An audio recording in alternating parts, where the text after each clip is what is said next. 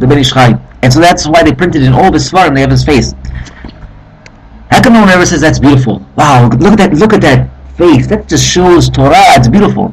But yet people look outside, they see models, they see this, oh beautiful, wow, that's beautiful. That's beautiful for how long? This here is an old rabbi, and he looks beautiful. Looks beautiful. Right?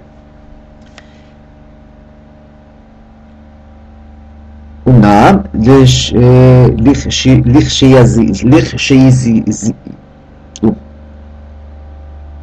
לכשיזכה האדם לטובה הזאת, but הוא merit, again, merit to see the good. It's not obvious. Don't think people are born tzaddikim. You gotta merit it. You gotta show Hashem that this is what you want. I want to make a very clear point that nobody, we don't have the ability to carry out anything. Again, remember, we'll go back to the ego thing. Everything, even a mitzvah that a person does, is only because God willed it. He allowed it to be. If God didn't allow it to be, He will find a way to make this person not do it, not get it done. Think that a person wants to go to shul, all of a sudden this goes and that goes, and 50 billion things happen in between. What happened? So if Hashem wants him to go to shul, he let him go to shul. Perhaps in this case, he didn't want him to go to shul for whatever reason. Again, there's different reasons why he might not want him to go to shul for that particular day. Maybe he's testing him. Maybe he's seeing, will he get angry at his wife and think that it's his wife causing him not to go, or the children, or the car, or will he say, Hashem, even this I know is from you? What will he say? Okay? So he has to merit it. When he meant this,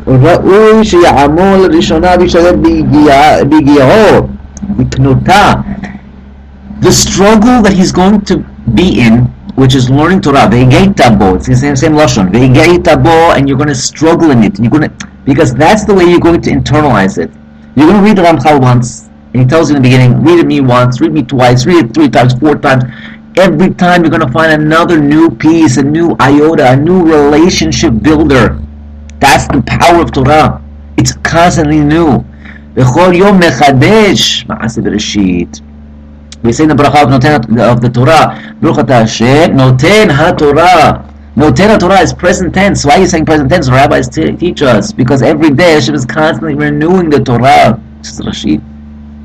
So, you must, first things first, you must be loyal to your dedication, to your struggle of Limud Torah. You must understand that every time you're going to open the Sefer, it's going to be another finding, another new jewel, another pearl. Something is going to be amazing. So you must vishtadel. Vishtadel is, you got to put all your efforts. Because again, he doesn't say lashlim. He says vishtadel. Vishtadel means he's got to try. He's got to try like no one has ever tried before. He cannot think he's going to fail. He's got to try and push himself. Because when he tries and he pushes himself, that's going to be the time when he's going to be able to succeed. Hashem will bring it to his hand to succeed. Liknota, he will have acquired it. But nowhere in there does it say that la'asoto. He didn't do anything. Because he acquired, what did he acquire? Did he acquire the mitzvah, the actual physical happening of the mitzvah? No, he acquired the relationship element of the mitzvah. That's what he's acquiring here. והיינו שישתדל לדבק בו יתברך בכוח מעשים שתולדותם זה העניין והם מצוות.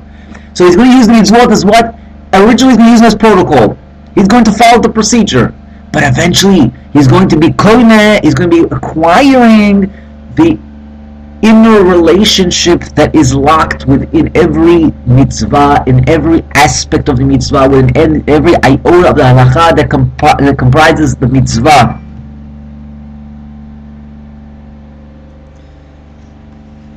So end with this piece.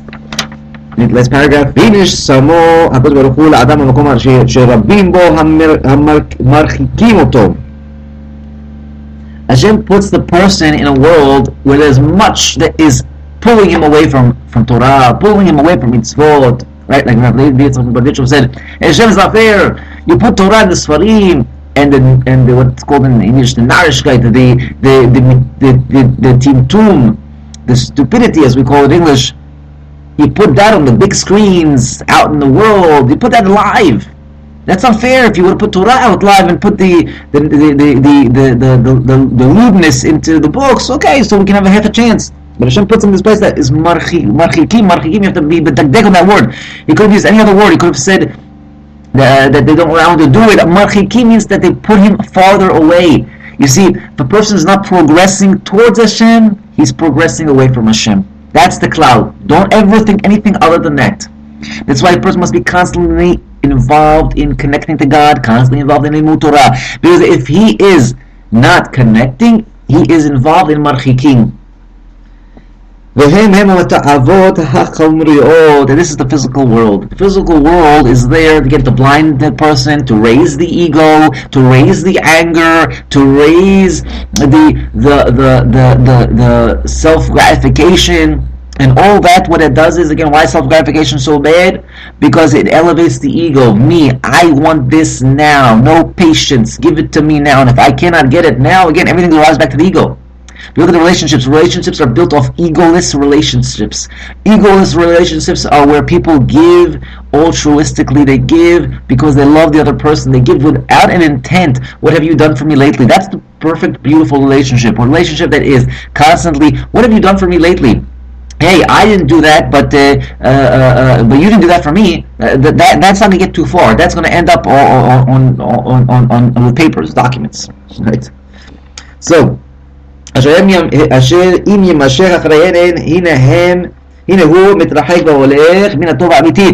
more physical the person gets, and this is why some people say, "Oh, come on, I'm just eating 4 steaks today. I'm having a barbecue. We're drinking beers."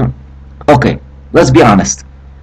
When you're drinking beers and you're having a good old time with physicality, and then later try to open a sefer, you're probably gonna be tired or drunk, right? But your mind and your soul are not going to be connected.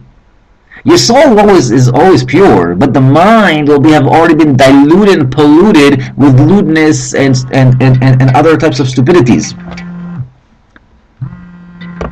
Again, so if he's not connecting, he's getting farther away. Right, so if the person is polluting his mind with things that you might, again, this is what's called Naved Birshut Torah. That the Torah says it's okay, he can have a steak, it's cut kosher, it's doing everything. But if he's eating too much of the steak, he's going to fall asleep. Right? When he's going to come to say Birkat HaMazon, how's his Birkat HaMazon going to look like? Baruch Hashem, boom, he's out, knocked out cold. No, I say because I know it, I do it. That's what I'm saying. I'm talking to myself that when a person is eating seudah, he's eating too much, he's going to fall asleep. How's his Birkat HaMazon going to look like? Like nothing. Right? But when he was eating, he wasn't thinking about his Birkat HaMazon wasn't going to look like anything because he wasn't connecting to God when he was eating. When he was eating, if he was connecting to God when he was eating, he's saying, okay, I'm going to eat, but I want to make sure that my Birkat HaMazon is going to look good. So he's connecting. So he's going to make sure that he's not going to overindulge. But the more physical and the more physicality he intakes, again, it's a converse relationship. As physicality increases, spirituality decreases. I'm sorry, but that's the rules. You cannot be an ultra physical person and attain lofty spiritual levels. It's just not going to happen. Not going to happen. Now we get to the point. Here is a milchama. Milchama, again, 734. This is we're talking about eating, because that's a lot of when physicality happens. It's through around food, eating, drinking. That's why the Gemara says, Sha'at achila, sha'at milchama. When a person is eating, it's a time when he's fighting, when the Yetzer Hara is going to try to get to him. Right? People fight when they're eating, but more so, the Yetzer Hara is going to tackle him and say, eat this and eat this and eat this, and by the time he goes to the Birkat HaMazon, he's going to make maybe brachot levatala. He's going to make half a bracha, fall asleep in the middle, wake up in the next bracha. Bracha levatala. Right? He's going to make him do avirot. While he's talking and drinking, he's not going to be thinking about HaKadosh Baruch Hu, talking Lashon Hara, talking nonsense, talking stupidities. Right? All these things are b'sha'at milchama. That's why the word milchama is rooted with the letters milchama. The first letters are mem, lamed, chet, are the letters of lechem. Lechem is bread. If you look at the next words, the next letters of milchama is the letters mem and a hey. Ma refers to, like Moshe Rabbeinu said, ma anachnu. Right? What are we? We say in the tefillah, ma anachnu, ma chayenu, ma sikotenu, ma gvurotenu, ma nufanecha, Hashem Elokeinu, Elokeinu. Right? Hello, kol hagiburim ka'ayin lefanecha. Aren't all the great men like nothing in front of you? So, what are we? Who are we? So, ma. But you should also know that ma is the numerical value of 45. 45 is the numerical value of the word Adam. Aleph is 1, Dalet is 4, Mem is 40. 45. 45 relates to us what a man is supposed to get to. He's supposed to get to an egoless self. An egoless self relies totally 100% on HaKadosh Baruch Hu. That kind of a person is called an Adam. He's called a man. Before that, he's called a Nefesh Behemit, right? He's an animalistic soul. He's supposed to translate all of those needs and desires to connecting to God. When he does that, he relies completely on HaKadosh Baruch Hu. He becomes Ma. What are we? And he says, we know what we are? We are nothing. But when we are with Hashem, we are something. Right? We say this many times. This is the hint of a minyan. For a minyan, a quorum of men has to be 10. Why 10? Because 10 is the digits 1 and 0. When you are 1, you are 0. But when you are 0, you become 1. You become something. You become important. You become the one. So that's what the letters milchama represent. And when a person is eating, dafka ta'avod, they have to do with lechem. Again, how does lechem come onto the table? Lechem is a process. It doesn't just come onto the table. You got to work the ground. When you work the ground, you're thinking, my hard work is earning me this bread. Bread in English is referring to not only the physical bread, but also parnasa, wealth, financial support, stability. Those things, we should never fall on the fact that, hey, my job security, my boss is providing me with job. No, it's a Kadosh Baruch Hu. That's the person who's going to get to the level of Ma. What is he? What is he in fact? He is nothing. He is only a servant of HaKadosh Baruch Hu. This goes back to the commandments, as we were talking about before. So this is called a Melchama Chazaka. It's a very difficult Melchama. A person is constantly being tested. What's he being tested on? How much of the ego remains in the person's body. If the person is still in ego, he will get angry, he will have lusts, he will have desires, because again, the ego says, fill me up, my enjoyment, no patience, all of the bad things if you think about it. Arrogance, haughtiness, self-gratification, lying, cheating, stealing. What is it all about? It's all about the ego. Becomes the root of everything. When a person has an ego, he thinks that his parnasa is not from Hashem, it's from him, so he works extra hard. He becomes a workaholic because he thinks that he needs to put the efforts more than what is necessary. He thinks, and that's why he's squeezing his employee. If the employee makes a mistake, because he says, you employee caused me a business loss. He doesn't blame it on God. When someone gets in his way, he yells at them because he says, my plan, mine. This is why the Gemara says, everyone who gets angry is like he's worshiping idols. These are nisyonot. Again, also the Ramban brings in the word nisayon. Comes the word nisiyat kapayim. Nisiyat kapayim is raising of the hands, and that's the purpose of the test, is to be elevated. It elevates us past animalistic levels and into spiritual lofty levels. Right? Nisyonot la adam. They turn him into an adam. Right? Right?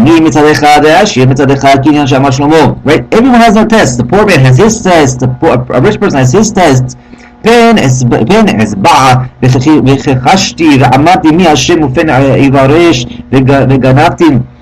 I say, hey, Hashem, who's Hashem? I'm good. Right? And the poor guy says, Hashem, I gotta steal. He doesn't believe promises from Hashem. But